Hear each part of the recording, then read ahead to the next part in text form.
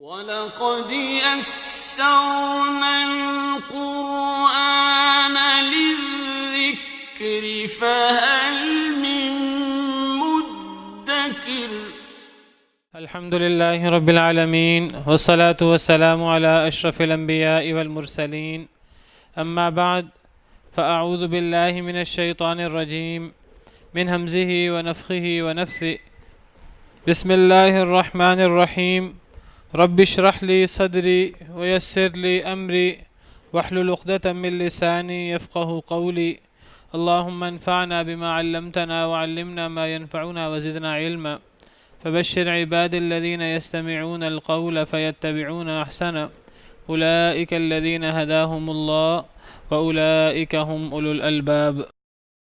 قال أنا خير منه خلقتني من نار وخلقته من طين قال فاخرج منها فإنك رجيم وإن عليك لعنتي إلى يوم الدين قال رب فأنظرني إلى يوم يبعثون قال فإنك من المنظرين إلى يوم الوقت المعلوم قال فبعزتك لأغوينهم أجمعين إلا عبادك منهم المخلصين قال فالحق والحق أقول لأملأن جهنم منك وممن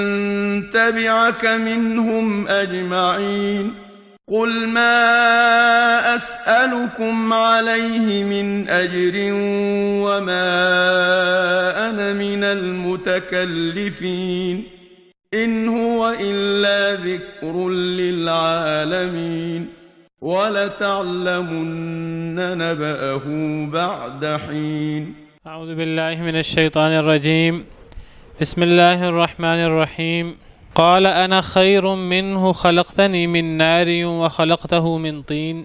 ابلیس کہنے لگا کہ میں زیادہ بہتر ہوں اس سے، یعنی آدم سے علیہ السلام. خلقتنی من نار، آپ نے پیدا کیا ہے مجھے آگ سے، وخلقتہ من طین، اور آپ نے پیدا کیا ہے اس کو گیلی مٹی سے. سیدنا آدم اور ابلیس کا قصہ جاری ہے.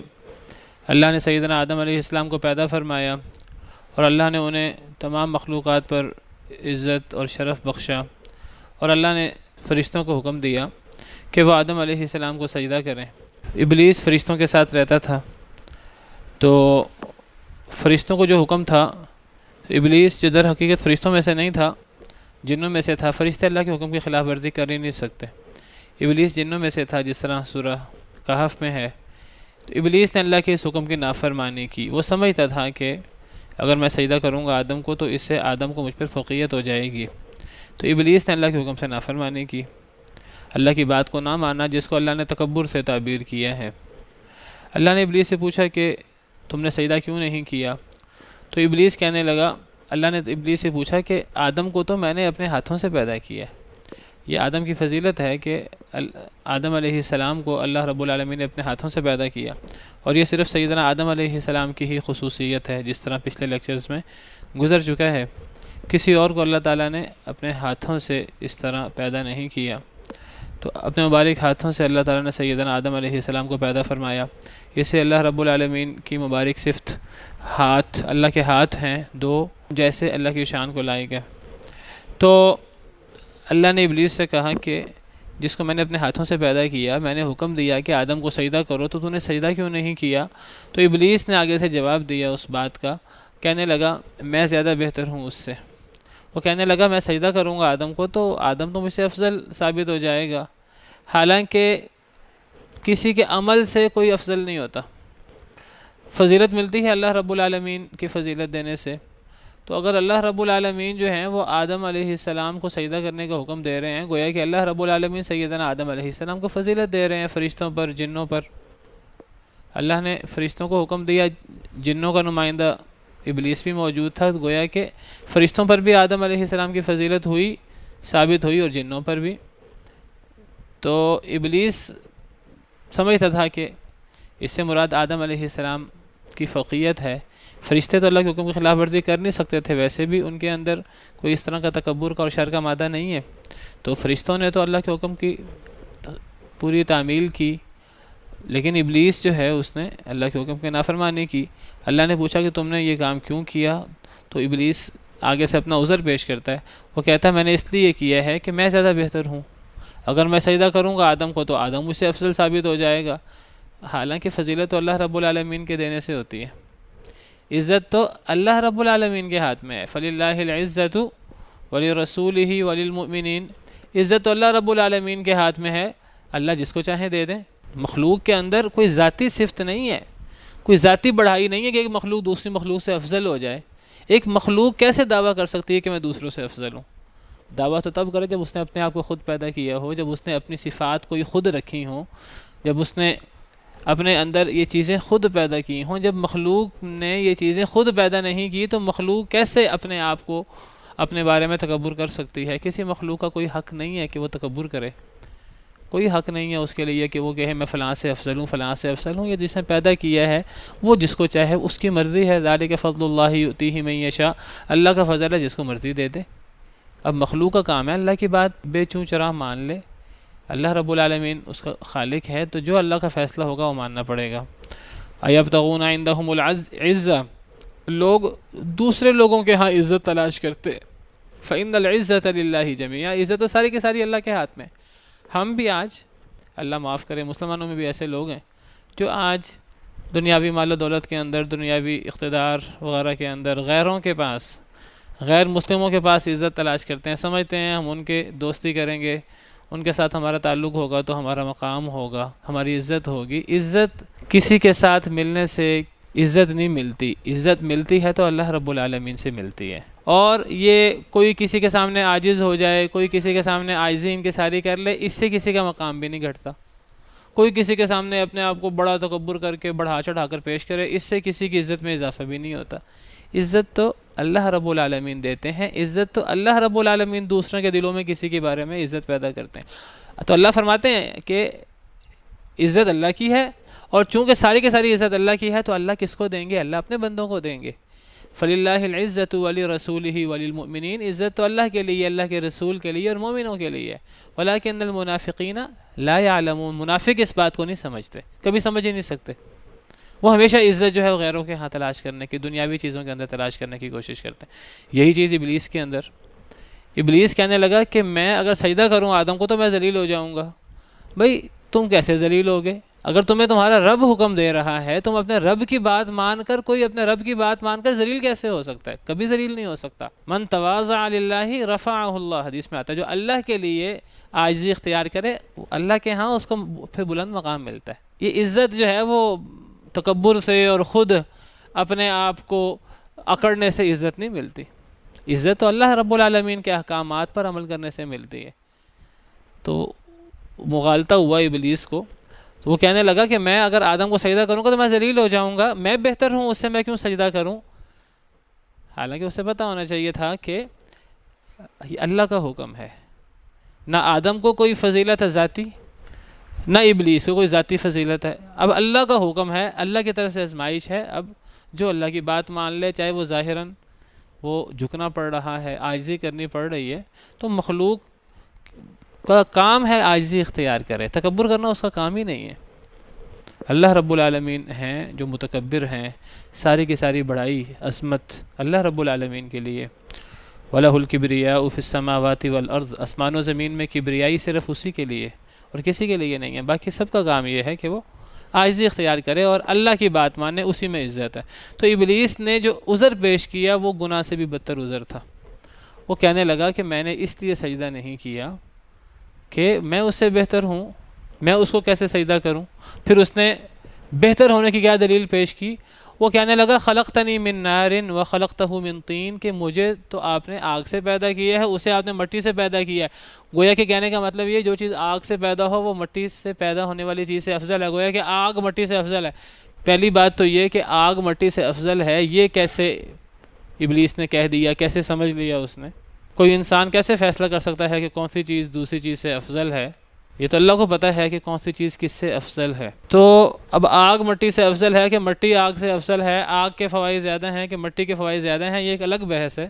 مٹی کے بہت سارے کام ایسے ہیں جو آگ نہیں کام کر سکتی، تو یہ بات کہنا آگ مٹی سے افضل ہے یہ بات بھی صحیح نہیں ہے۔ اور اگر بالفرض فرض کر لیں یہ بات صحیح بھی ہو، آگ افضل ہو مٹی سے، ابلیس کے جواب کے اندر اس کی بات کا سری رد چھپا ہوا ہے۔ کیا کہتا ہے کہ اے اللہ آپ نے مجھے آگ سے پیدا کیا ہے اور اس کو مٹی سے پیدا کیا ہے تو میں افضل ہوا۔ بھئی بالفرض مان لیتے ہیں آگ افضل ہے مٹی سے، حالانکہ آگ مٹی سے افضل نہیں ہے، بالفرض مان لیتے ہیں کہ آگ مٹی سے افضل ہے، لیکن ابلیس کا یہ کہنا ہے اے اللہ آپ نے مجھے آگ سے پیدا کیا، آپ نے اسے مٹی سے پیدا کیا، پتہ لگا کہ اصل بات تو خالق کی ہوئی۔ اب خالق نے جب کسی کو آگ سے پیدا کیا ہے تو اس میں اس کا ذاتی کمال کیا ہوا؟ اگر آگ افضل ہے بالفرض تو اس کا ذاتی کمال کیا ہوا؟ اور اگر خالق نے کسی کو مٹی سے پیدا کیا ہے تو اس میں اس کا ذاتی نقص کیا ہوا؟ یہ تو اللہ رب العالمین کے فیصلے ہیں۔ اب کون افضل ہے کون مفضول ہے اس سے قطع نظر، اب تو یہ دیکھنا ہے کہ اللہ کا حکم کیا ہے۔ جس نے پیدا کیا ہے وہ اگر حکم دے رہا ہے کہ آگ سے پیدا ہونے والا مٹی سے پیدا ہونے والے کو سجدہ کرے، تو آگ سے پیدا ہونے والے کی کیا مجال ہے کہ آگے سے انکار کرے؟ یہ تو ایک ایسا قیاس ہے، یہ تو ایک ایسی عقل لڑانا ہے کہ اس سے بڑا فاسد اور باطل قیاس کوئی ہو نہیں سکتا۔ اور یہ ہے بھی کس کے مقابلے میں؟ اللہ رب العالمین کے حکم کے مقابلے میں۔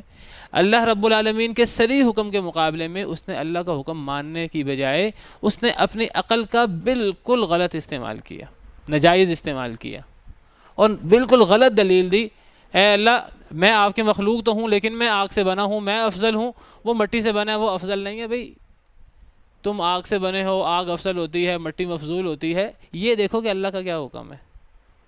یہ تو وہی بات ہے کہ اللہ کہیں گے نماز پڑھو، ایک بندہ کہے جی نہیں نماز پڑھنے میں تو نقصان ہے، میں تو نماز نہیں پڑھوں گا، میں تو کوئی اور کام کروں گا، میں تو کسی اور طریقے سے عبادت کروں گا۔ اللہ کہے کہ مجھے راضی کرنا ہے تو اس طرح مجھے راضی کرو حج کر کے، ایک بندہ کہے جی حج کر کے میں کیوں راضی کروں، میں تو کنویں پہ الٹا لٹک کے اللہ کو راضی کروں گا۔ بھائی جب اللہ رب العالمین ایک حکم دے رہے ہیں تو کسی کی کیا مجال ہے کہ وہ وہاں اللہ کے حکم کے مقابلے میں اپنی عقل کا غلط استعمال کرے؟ یہ عقل کا ناجائز استعمال ہے، اور اس سے بڑا باطل قیاس کوئی نہیں ہو سکتا۔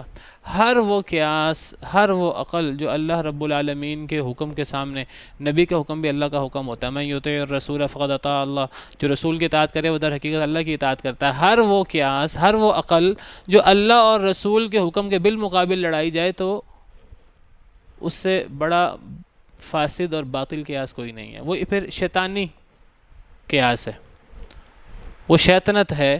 اگر ایک بندہ جو ہے اللہ اور اللہ کے رسول کے حکم کے بالمقابل اپنی عقل لڑاتا ہے، وہ کہتا ہے کہ اللہ نے تو یہ فرمایا ہے ٹھیک ہے لیکن میری عقل میں یہ بات آتی ہے کہ بات اس طرح نہیں اس طرح ہونی چاہیے، یہ شیطنت ہے، پھر یہ شیطانی کام ہے، یہ کوئی عقل مندی نہیں ہے، یہ شیطان نے اس کی ابتدا کی ہے۔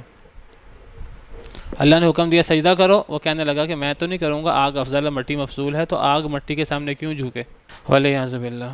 ایک انسان دیکھیے کہے کہ اللہ نے کس کو افضل بنایا ہے کس کو مفضول بنایا ہے، اللہ کہے کہ میں نے انسان کو عزت دی ہے، ہم کہتے ہیں اللہ کا حکم ہے، ہم مانتے ہیں وَلَقَدْ كَرَّمْنَا بَنِي آدم، اللہ فرماتے ہیں ہم نے بنی آدم کو عزت دی ہے، ہم کہتے ہیں اللہ کا کرم ہے، اللہ نے بنی آدم کو عزت دی ہے۔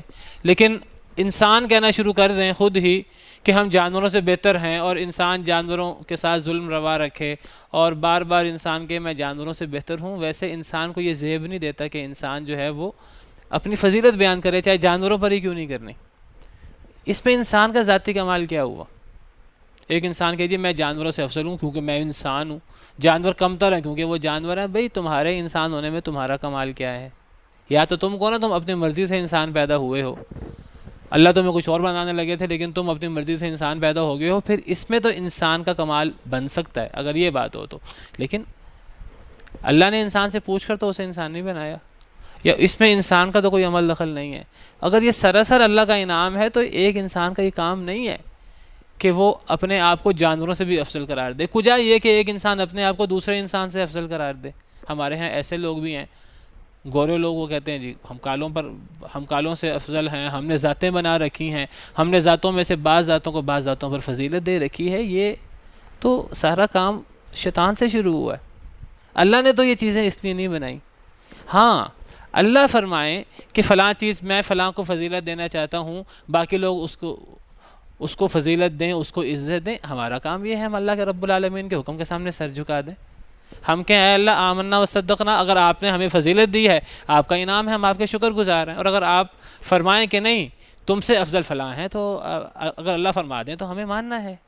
اور ہماری عظمت اسی میں یہ کہ ہم اللہ رب العالمین کا حکم مانیں. تو ہم کہیں جی مالدار جو ہے وہ غریب سے افضل ہے، اور فلاں گورے رنگ کا وہ سیاہ رنگ سے افضل ہے، فلاں اقتدار اور اختیار والا جو ہے وہ فلاں سے افضل ہے، فلاں ذات فلاں سے افضل ہے. یہ چیزیں ہم نے خود بنا رکھی ہیں.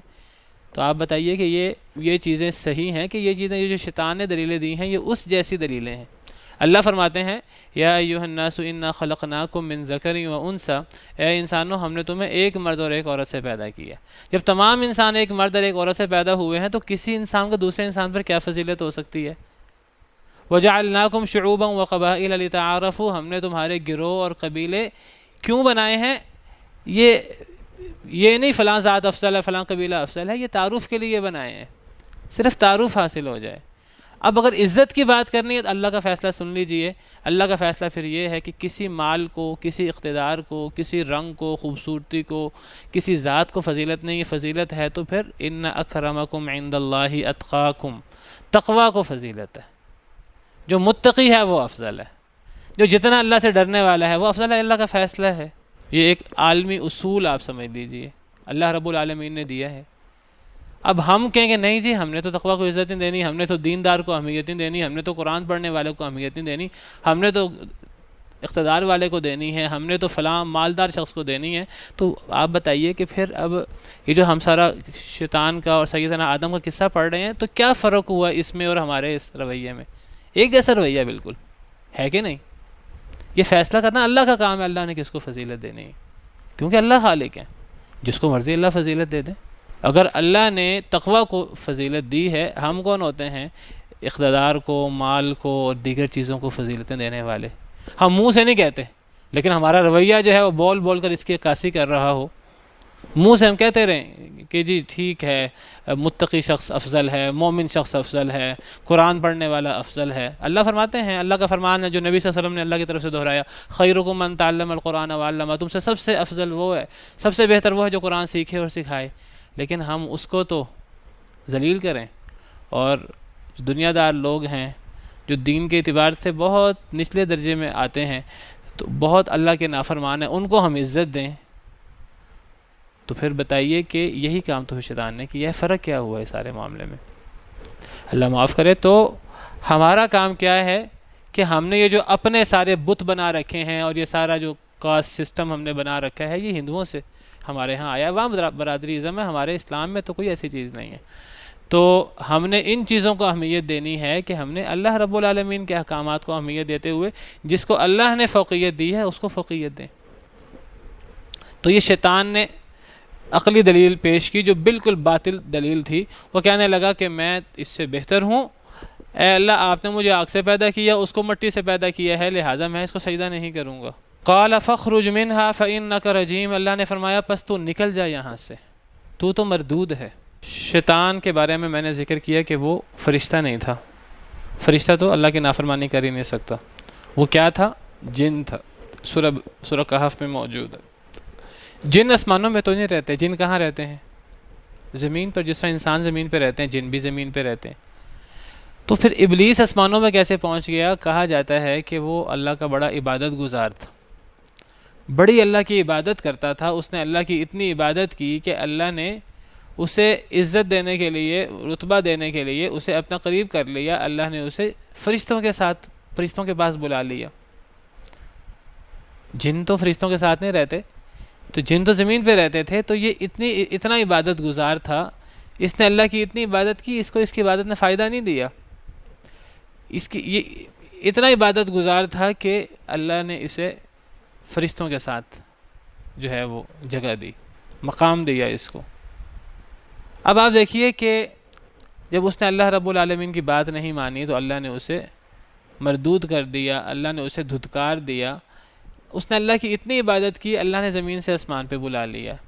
جب اس نے اللہ کی ایک حکم کی نافرمانی کی تو توبہ نہیں کی، پھر اس نے اگر توبہ کر لیتا، اللہ توبہ کرنے والے کو معاف کر دیتے ہیں، غلطی سیدنا آدم علیہ السلام سے بھی ہوئی تھی، لیکن انہوں نے توبہ کر لی فوراً، اللہ رب العالمین نے ان کو پہلے والا مقام دے دیا، ثم اجتباہ ربہ فتاب علیہ وہدی، اللہ نے دوبارہ چن لیا، اللہ نے رجوع فرمایا، اللہ نے ہدایت دی۔ شیطان بھی یہ کام کرتا تو اللہ تعالیٰ اسے بھی لازماً معاف کر دیتے، اللہ کا اصول ہے وَإِنِّي لَغَفَّارٌ لِمَن تَابَ وَآمَنَ وَعَمِلَ صَالِحًا ثُمَّ اهْتَدَى، جو بھی توبہ کرے، جو بھی ایمان لے آئے، جو بھی ہدایت یافتہ ہو، اللہ فرماتے ہیں میں غفار ہوں، میں مجھ سے بڑا بخشنے والا کوئی ہے ہی نہیں۔ یہ نہیں ہوتا کہ کسی کا گناہ بڑا ہے کہ چھوٹا ہے، کوئی گناہ زمین و آسمان بھر کے گناہوں کے لے آئے، اللہ اس سے بڑی مغفرت لے آتے ہیں۔ لیکن شیطان سے کیا ہوا کہ اس نے گناہ کیا، تکبر کیا، غلطی کی، اور اس نے غلطی سے توبہ نہیں کی۔ اس سے یہ اصول بھی ہمیں یہ بھی پتہ لگتا ہے کہ بعض لوگ جو ہے نا وہ کہتے ہیں میں اللہ کی اتنی فرما برداری کرتا ہوں، اتنی فرما برداری کرتا ہوں، بس بعض باتیں ہی نہیں مانتا نا۔ شیطان نے اللہ کی ایک بات ماننے سے انکار کیا تھا، باقی سب باتیں مانی تھی۔ اگر اللہ پکڑنے پہ آئے، اللہ مالک الملک ہے، بادشاہ اگر بعض دفعہ کسی کی 100 باتیں جو ہیں وہ پسند آتی ہیں بادشاہ کو، ایک بات بعض دفعہ ناپسند آتی ہے، بادشاہ ناراض ہو جاتا ہے، وہ ناراض ہو کر سخت سے سخت سزا دینے پر، تو اللہ تو مالک الملک ہیں، اگر اللہ کی ایک بات بھی اگر ہم نے نہ مانی اور ہم اس پہ ڈٹے رہے ڈٹائی کے ساتھ، اگر ہم نے توبہ نہ کی، توبہ کر لی، توبہ کو اللہ معاف کر دیتے ہیں۔ اگر توبہ نہ کی، ایک گناہ بھی کیا اور ایک گناہ پہ بھی اگر ہم ڈٹ گئے تو کیا پتہ اللہ تعالیٰ جو ہے وہ دھتکار دیں شیطان کی طرح۔ شیطان نے ایک گناہ کیا تھا، ایک غلطی کی تھی، تو یہ سمجھیے یہاں سے کہ ایک بندہ یہ کہ جی میں اللہ کی 90 باتیں مانتا ہوں، 10 باتوں میں ہی تو میں زیادہ باتیں مانتا ہوں، تھوڑی باتیں جو ہیں وہاں میں نہیں مانتا۔ مسئلہ تھوڑا یا زیادہ کا نہیں ہے، مسئلہ ہے ڈٹائی کا۔ ایک بندہ توبہ کرتا ہے کہ نہیں کرتا، شرک کر کے توبہ کر لے، اللہ تو شرک کو معاف کر دیتے ہیں۔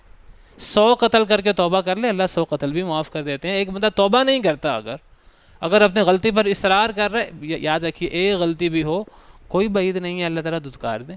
شیطان نے تو کتنی عبادت کی تھی کہ زمین سے آسمانوں تک اللہ نے بلا لیا، اتنی عبادت کی تھی، اللہ نے اس کے ساری جو نیکیاں ہیں وہ اللہ نے ضائع کر دیں ایک گناہ کی وجہ سے۔ جب وہ گناہ کر کے ڈٹ گیا، اس کے اوپر الٹے سیدھے دلائل پیش کرنا شروع ہو گیا اور اس نے توبہ نہیں کی، تو اگر اللہ ہمارے ایک گناہ سے ناراض ہو جائے تو کوئی پتہ نہیں کہ ایک گناہ نعوذ باللہ ہمیں جہنم کی اتھاہ گہرائیوں میں گرا دے۔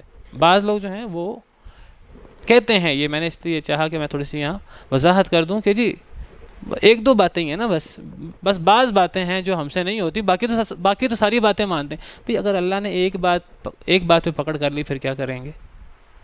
انسان کا کام کیا ہے؟ انسان کا کام یہ ہے کہ وہ ایک گناہ پہ بھی ڈٹائی نہ کرے۔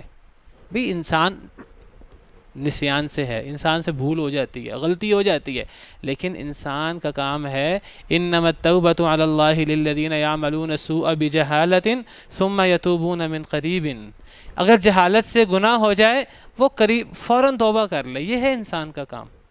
توبہ کر لے تو زمین و آسمان گناہوں کے بھر کے لے آئے، اگر توبہ کر لے عن قریب سے مراد مرنے سے پہلے توبہ کر لے، اللہ معاف کر دیں گے۔ فَأُولَٰئِكَ يَتُوبُ اللَّهُ عَلَيْهِمْ، اللہ ایسے لوگوں کو معاف کر دیتے ہیں۔ لیکن وَلَيْسَتِ التَّوْبَةُ لِلَّذِينَ يَعْمَلُونَ السَّيِّئَاتِ حَتَّى إِذَا حَضَرَ أَحَدَهُمُ الْمَوْتُ قَالَ إِنِّي تُبْتُ الْآنَ۔ اللہ فرماتے ہیں اس کی توبہ ہرگز قبول نہیں ہے جو گناہ کرتا رہے اور پھر جب موت آ جائے تو وہ کہے میں اب توبہ کرتا ہوں، اس کی توبہ قابل قبول نہیں ہے۔ اگر ایک بندہ مرتے دم تک ایک گناہ پہ بھی اگر ڈھٹائی کرتا رہا ہے تو ڈر ہے کہ اللہ رب العالمین کہیں انسان سے ناراض نہ ہو جائے، دھتکار نہ دے شیطان کی طرح، والعیاذ باللہ۔ شیطان نے تو ایک غلطی کی تھی۔ دوسری بات آپ دیکھیے، ہم بعض دفعہ غلطی کو ہلکا سمجھ لیتے ہیں، تعداد اللہ کے ہاں کاؤنٹ نہیں کرتی۔ اللہ کے ہاں عمل کے بعد ہمارا رویہ، ہم وہ غلطی کتنی جرت سے کر رہے ہیں، وہ گناہ ہم کتنی جرت سے کر رہے ہیں، کتنی ڈھٹائی سے کر رہے ہیں، یہ چیز بڑی کاؤنٹ کرتی ہے۔ حدیث مبارکہ میں آتا ہے، نبی کریم صلی اللہ علیہ وسلم کا ارشاد ہے، اور نبی کریم صلی اللہ علیہ وسلم کے ارشادات جو ہیں وہ اللہ رب العالمین کا فرمان ہوتا ہے، وہ اللہ کی طرف سے ہوتے ہیں، اللہ کی وحی ہوتی ہے۔ صحیح حدیث مبارکہ ہے، نبی صلی اللہ علیہ وسلم نے فرمایا، صحیح بخاری کی حدیث ہے، نبی صلی اللہ علیہ وسلم کا ارشاد ہے حضرت ابو ہریرہ فرماتے ہیں سمعت رسول اللہ صلی اللہ علیہ وسلم یقول کل امتی معافا الا المجاہرین، میرے ہر امتی کو معافی مل سکتی ہے گناہ کر کے، ہر امتی کا گناہ معاف ہو سکتا ہے۔ دیکھیں توبہ کرنے سے تو ہر ایک کا معاف ہو جائے گا، توبہ کیے بغیر بھی یاد رکھیے گناہ معاف ہو سکتا ہے امتی کا، الا المجاہرین، سوائے ان لوگوں کے جو ڈٹائی سے، جو علی الاعلان گناہ کرتے ہیں۔ دیکھیے ایک بندہ جو ہے اس کو شرم ہو اللہ کی، انسان سے غلطی ہو جاتی ہے، لیکن انسان علی الاعلان ڈٹائی سے غلطی نہ کرے، انسان غلطی کر کے اصرار نہ کرے، انسان سے غلطی ہو جائے، اگر ایک انسان کو میں کہتا ہوں توبہ کی توفیق نہ ملے لیکن وہ علی الاعلان گناہ نہ کرے، وہ گناہ چھپ کر کرے کہ جی لوگوں کو پتہ نہ لگ جائے یا شرم ہو اس کو، تو اللہ اس کو معاف کر دیں گے۔ اس حدیث مبارکہ کا مفہوم یہ ہے میرے ہر امتی کو معافی مل سکتی ہے۔ یہاں مراد توبہ کی بات نہیں ہے، توبہ سے تو ہر ایک کو معافی مل جاتی ہے، توبہ کے بغیر بھی معافی مل سکتی ہے، سوائے کہ ان لوگوں کو الا المجاہرین جو علی الاعلان گناہ کرتے ہیں۔ علی الاعلان گناہ کرے جو بندہ اور توبہ نہ کرے اس کی معافی نہیں ہوتی۔ اور علی الاعلان کون سا گناہ ہوتا ہے؟ یہ وہ گناہ ہوتا ہے جس پر اصرار ہو، انسان وہ کرے، روزانہ کرے، انسان بار بار کرے، علی الاعلان ہوتا ہے۔ علی الاعلان وہ ہوتا ہے جو چھپ نہیں سکتا۔ بعض ایسے گناہ ہیں جو انسان گناہ کرتا ہے اور سب کے سامنے کرتا ہے، ایک بندہ سب کے سامنے جو ہے وہ شراب پی رہا ہو، تو یہ ایسا گناہ ہے کہ یہ اس کی معافی نہیں مل سکے گی۔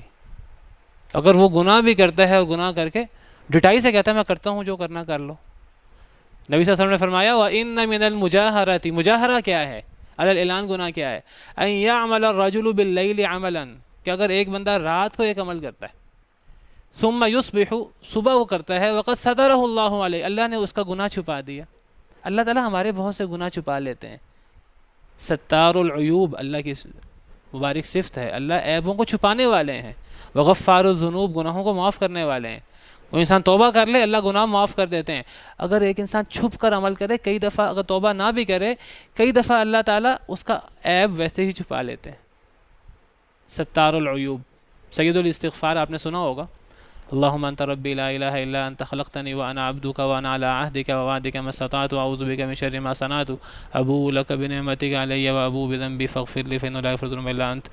اسی طرح استغفر اللہ ربی من کل ذنب اذنبته عمدا او خطأ سرا او علانیۃ واتوب الیہ من الذنب الذی اعلم ومن الذنب الذی لا اعلم انک انت علام الغیوب وستار العیوب وغفار الذنوب ولا حول ولا قوة الا باللہ العلی العظیم۔ اللہ تعالیٰ غفار الذنوب بھی ہیں، ستار العیوب بھی ہیں، لیکن کب؟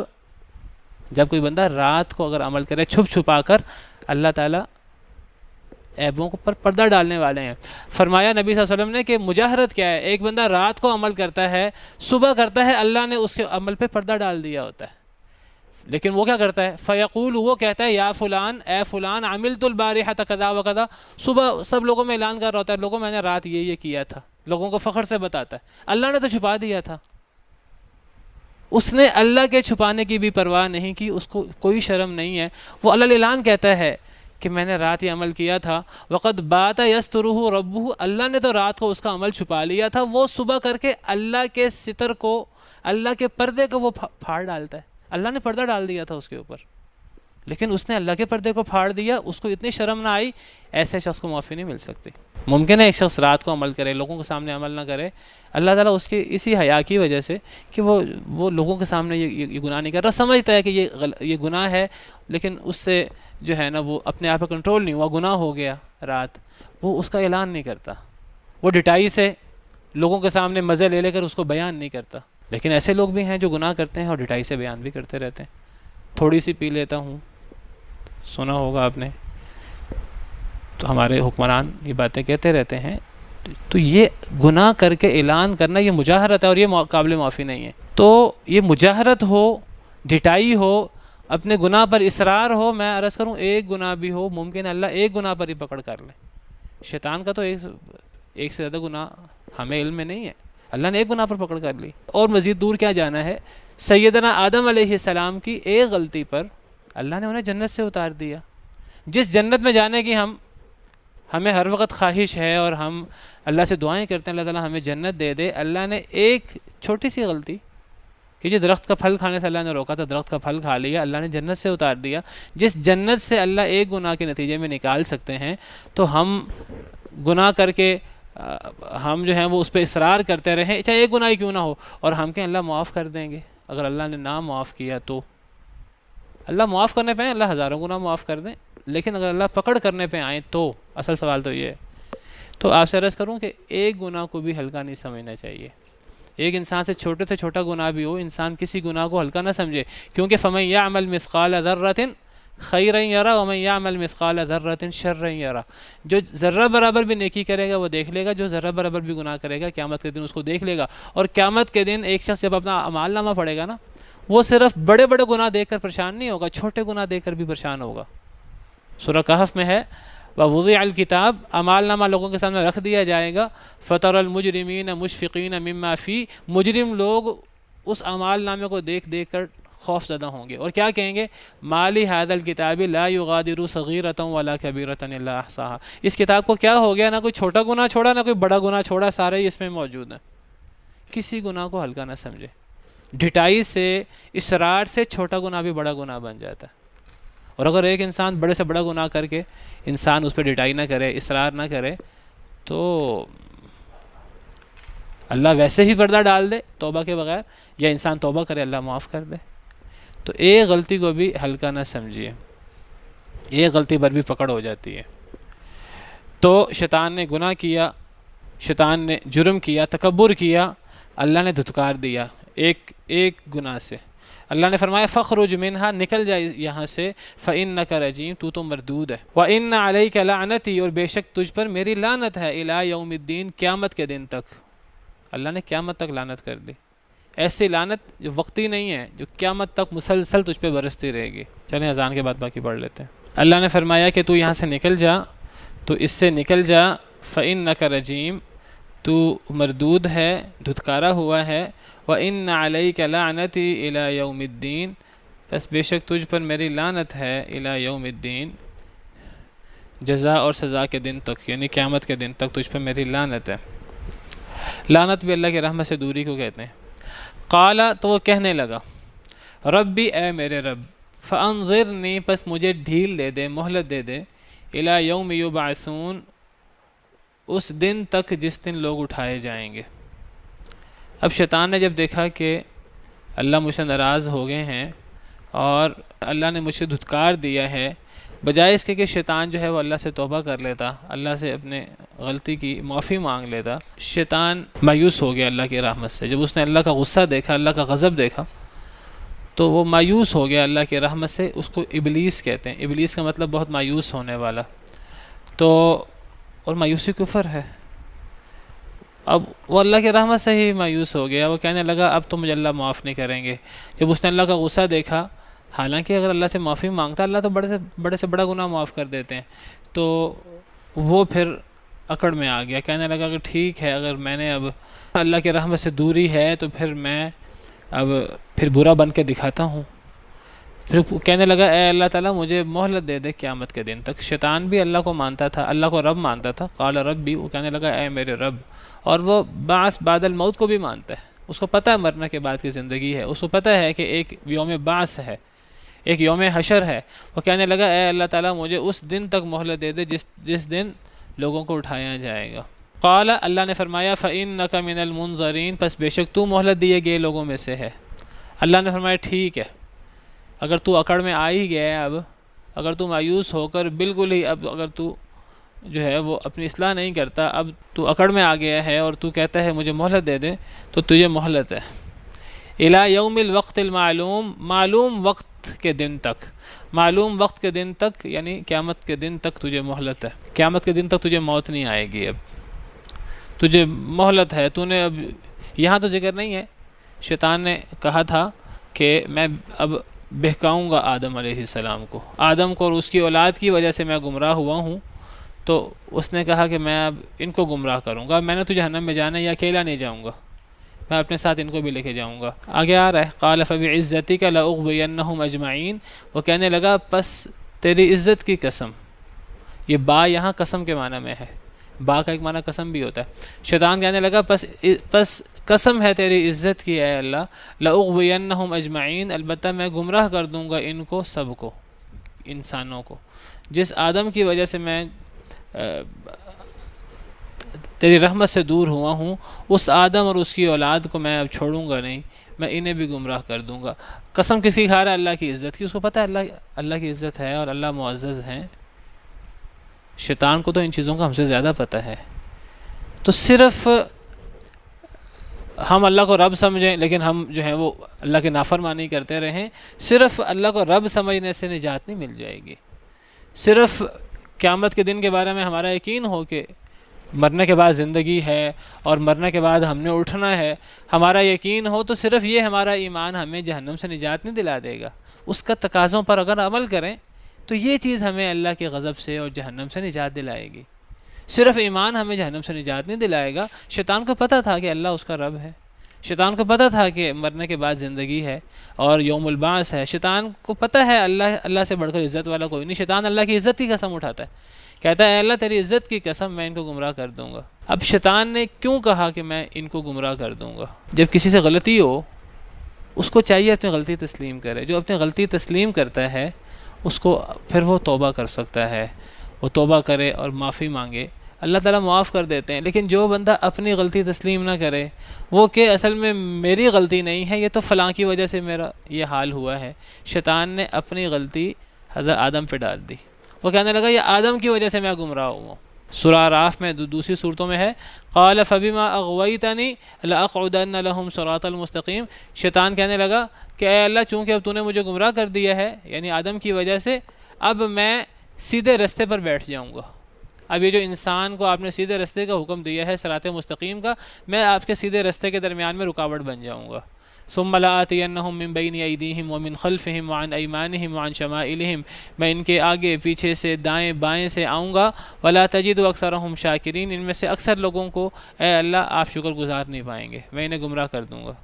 تو شیطان نے اپنی غلطی کا بوجھ اس نے انسان پہ ڈال دیا، آدم علیہ السلام پہ ڈال دیا۔ وہ کہنے لگا میں ان کی وجہ سے گمراہ ہوا ہوں، اب میں ان سے بدلہ لے کر چھوڑوں گا۔ تو اس سے پتہ لگا کہ ہمیں اپنی غلطی تسلیم کرنی چاہیے۔ جو بندہ اپنی غلطی تسلیم کرے تو اسے توبہ کی توفیق بھی مل جاتی ہے۔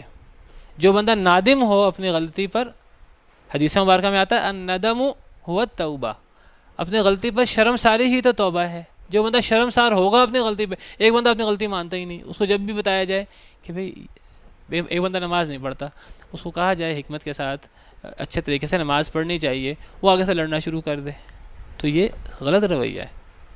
ایسے شخص کو چاہیے، کہنے والوں کو بھی چاہیے کہ وہ حکمت سے کہے، تو اچھے طریقے سے کہے، اور آگے جو شخص غلطی کر رہا ہے اسے پتہ میں غلطی کر رہا ہوں، اسے اپنی غلطی کا جواز نہیں پیش کرنا چاہیے، اسے اپنی غلطی کو دوسرے پر نہیں ڈالنا چاہیے۔ یہ نمازی ہوتے ہی ایسے ہیں، نمازی یہ اور یہ کرتے ہیں، یہ کیا بات ہوئی نمازی یہ اور یہ کرتے ہیں؟ نمازی یہ کرتے ہیں کہ نہیں کرتے، اللہ نے نماز پڑھنے کا حکم دیا۔ یہ داڑھی رکھ لو، جی وہ ایسے ہوتے ہیں، وہ ایسے ہوتے ہیں، بھئی وہ ایسے ہوتے ہیں کہ نہیں ہوتے، اللہ کا حکم ہے۔ انسان اپنی غلطی کا خمیازہ دوسرے پہ نہ ڈالے، وہ کہ ہاں میری غلطی ہے، اللہ مجھے توفیق دے، مجھ سے اگر یہ نہیں ہو رہا میں اس پہ شرمسار ہوں، اللہ سے ہدایت کی دعا کرتا ہوں، اللہ تعالیٰ میرا توفیق دے مجھے۔ تو انسان کو جو ہے وہ اپنی غلطی تسلیم کرنی چاہیے، اپنی غلطی دوسرے پر نہیں ڈالنی چاہیے۔ تو شیطان کہنے لگا کہ تیری عزت کی قسم میں ان سب کو گمراہ کر دوں گا، ان سب کو میں بہکا دوں گا، الا عبادک منہم المخلصین، سوائے آپ کے بندے ان میں سے جو چنے ہوئے ہیں۔ اے اللہ جو آپ کے چنے ہوئے بندے ہیں انہیں میں گمراہ نہیں کر سکوں گا، انہیں میں گمراہ کرنے کی کوشش کروں گا لیکن ان پہ میرا زور نہیں چلے گا، میں سب کو گمراہ کروں گا سوائے آپ کے چنے ہوئے بندوں کے۔ یہ بہت بڑا اعزاز ہے، اگر اللہ کسی کو چن لے، کسی کو اللہ اپنے قریب کر دے تو اس پر پھر شیطان کے وار کام نہیں کرتے۔ شیطان کے وار کس پہ کام کرتے ہیں؟ جو شیطان کے قریب ہوتا ہے، جو شیطان کا دوست ہوتا ہے، جو شیطان کے نقش قدم پر چلتا ہے، اس پر شیطان کا وار بھی اثر کرتا ہے۔ سورہ نحل میں اللہ تعالیٰ فرماتے ہیں شیطان کا وار کس پہ چلتا ہے؟ اللہ تعالیٰ فرماتے ہیں اِنَّهُ لَيْسَ لَهُ سُلْطَانٌ عَلَى الَّذِينَ آمَنُوا، سورہ نحل آیت نمبر 99، شیطان کے بارے میں کہ بے شک شیطان نہیں ہے اس کا کوئی زور، علی الذین آمنوا، ایمان والوں پر، وعلی ربہم یتوکلون، اور جو اپنے رب پر توکل کرتے ہیں۔ جو ایمان والے ہیں، جن کا جو اللہ پر صحیح ایمان رکھتے ہیں، جو رب پر توکل کرتے ہیں، شیطان کو ان پہ زور نہیں چلتا۔ شیطان جتنا مرضی وسوسہ ڈالے ان کو، جو اللہ پر ایمان رکھتے ہیں، اللہ کے قریب ہیں، پھر شیطان کا وسوسے ان پر اثر نہیں کرتے۔ شیطان کے وسوسے کس پر اثر کرتے ہیں؟ انما سلطانہ علی الذین یتولونہ، شیطان کا غلبہ تو اس پر ہوتا ہے جو شیطان کو دوست رکھتا ہے، والذین ہم بہ مشرکون، اور جو اللہ کے ساتھ شرک کرتا ہے تو ایسے لوگوں پر شیطان کا داؤ چلتا ہے۔ اور جو اللہ پر ایمان لانے والے ہیں، اللہ پر توکل کرنے والے ہیں، ان پر شیطان کا زور نہیں چلتا۔ شیطان جتنا مرضی بہکانے کی کوشش کرے، اللہ کی مدد انہیں شامل حال ہوتی ہے۔ تو شیطان کہنے لگا، اسے بھی پتا تھا، وہ کہنے لگا اے اللہ سب کو گمراہ کر دوں گا سوائے آپ کے چنے ہوئے بندوں کے، انہیں میں گمراہ کرنے کی کوشش کروں گا لیکن میرا ان پہ زور چلے گا نہیں۔ تو خوش قسمت ہیں وہ لوگ، یہ اللہ کا انعام ہے ان لوگوں پر کہ جنہیں اللہ چن لے، جنہیں اللہ اپنے قریب کر دے۔ اور اللہ ہر بندے کو اس طرح نہیں چنتے، جو اللہ کے قریب ہوگا اللہ اسے اپنے قریب کریں گے، جو اللہ کی طرف جائے گا، ایک قدم چل کے جائے گا، اللہ تعالیٰ اس کی طرف دوڑ کر آئیں گے۔ تو جو اللہ کے چنے ہوئے بندے ہیں، شیطان نے کہا کہ وہ مستثنا ہے، باقی سب کو میں گمراہ کر دوں گا۔ پھر اللہ نے فرمایا اچھا اب تو نے جو کہنا تھا تو نے تو کہہ دیا، پھر میرا اعلان بھی سن لے۔ اللہ نے فرمایا قال فالحق، فرمایا اللہ رب العالمین نے پس حق بات پھر یہ ہے، والحق اقول، اور میں حق بات ہی کہتا ہوں۔ میں جب بھی کہتا ہوں حق بات کہتا ہوں، یہ بات پتہ ہے اللہ حق بات کہتے ہیں، لیکن جب اللہ ایک بات کو، اللہ ہر بات کو حق کہتے ہیں، لیکن جب اللہ خود کہیں کہ اب میں ایک حق بات کہنے لگا ہوں، اس کے اندر بہت زور پیدا ہو جاتا ہے۔ اللہ کوئی بات قسم کھائے بغیر کہیں، اللہ کی ہر بات سچی ہے، ومن اصدق من اللہ حدیثا، اللہ سے بڑھ کر بات کس کی سچی ہو سکتی ہے؟ لیکن اگر اللہ قسم اٹھا لیں اس بات میں کتنا زور پیدا ہو جاتا ہے اگر اللہ ایک بات قسم کھا کے کہہ دیں، حالانکہ اللہ کو قسم کھانے کی ضرورت نہیں ہے۔ اللہ ہر بات حق کہتے ہیں، یہ بات سورج کی طرح واضح ہے، لیکن جب اللہ فرمائیں کہ اب میں ایک حق بات کہہ رہا ہوں تو اس میں بہت زور پیدا ہو جاتا ہے۔ تو اللہ فرماتے ہیں، پھر اللہ نے فرمایا جب شیطان نے دعویٰ کیا کہ سب کو گمراہ کر دوں گا سوائے آپ کے چنے ہوئے بندوں کے، تو پھر اللہ نے فرمایا تو پھر سن لے، فالحق، حق بات، والحق اقول، اور میں ہمیشہ حق ہی کہتا ہوں۔ حق بات کیا ہے؟ لأملأن جہنم، البتہ میں ضرور بھر دوں گا جہنم کو، من کا تجھ سے بھی، اور ممن تبعک منہم اجمعین، اور ان سے بھی جو تیری پیروی کریں گے سب سے۔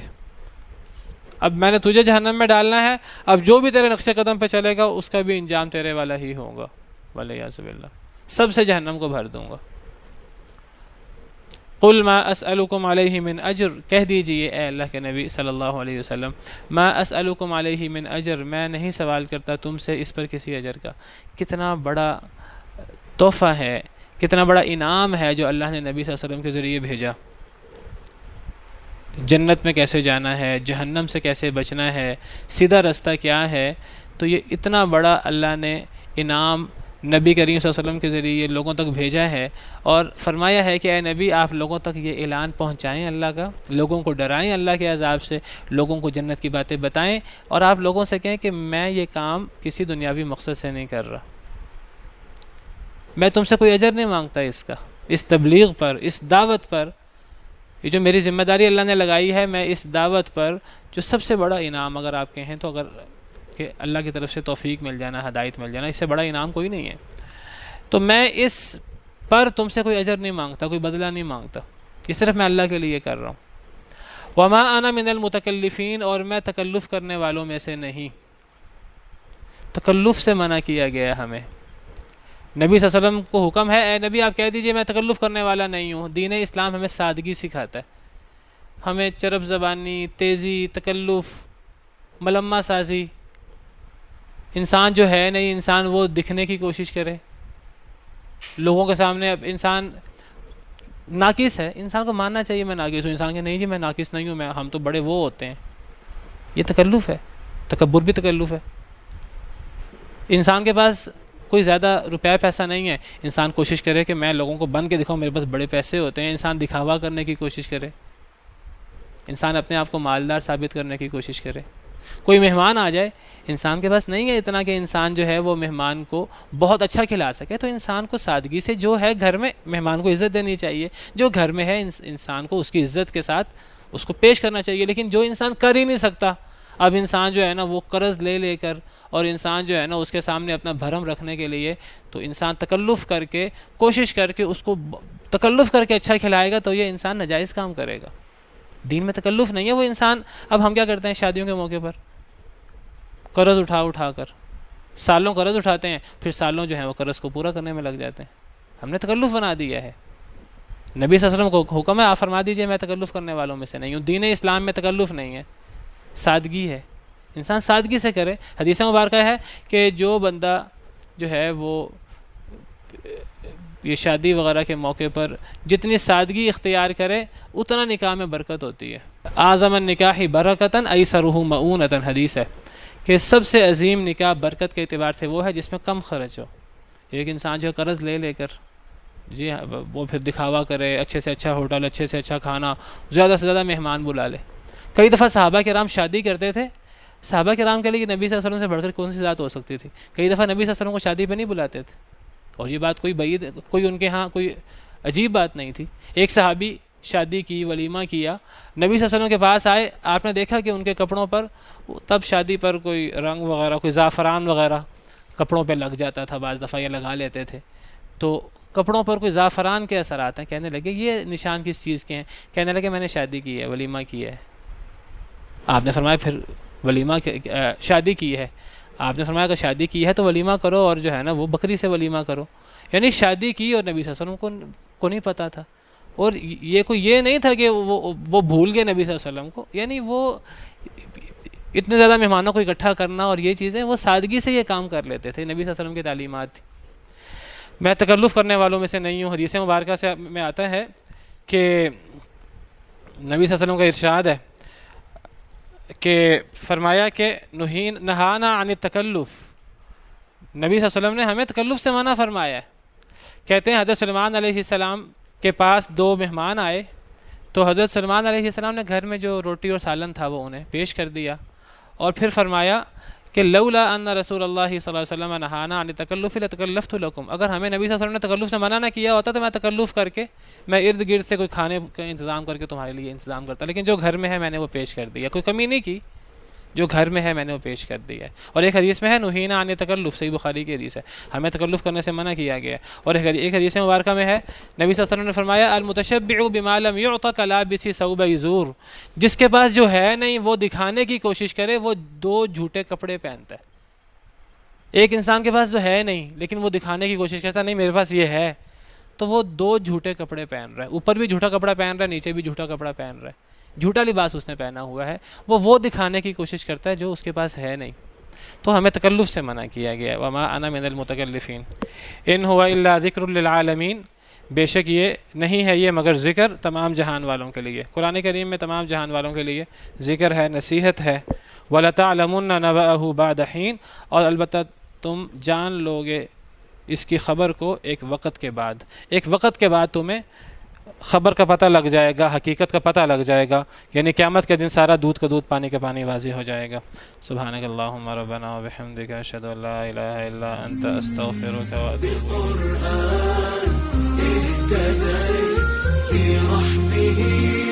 تحلو الحياة شوقا إلى